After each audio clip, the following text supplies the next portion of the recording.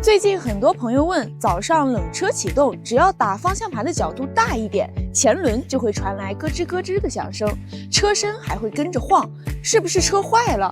其实你完全不用担心，这根本不是故障，这是因为你车上的阿克曼角设计。这个设计是为了让你高速过弯更稳，但在冬天，咱们常用的4季胎橡胶会变硬，抓地力一降，轮胎在转弯时就会产生轻微的跳动和摩擦，这就是响声的来源。尤其是在湿滑或冰雪路面上，这种感觉会更明显。你只要开上个10来公里，等轮胎跑热了，橡胶变软，这种声音自然就没了。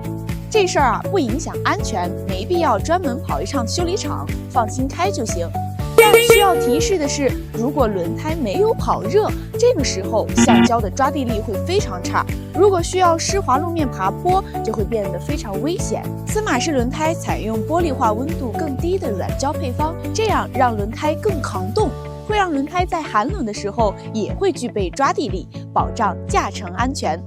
司马氏 Safe Every Moment， 安全相伴每一刻。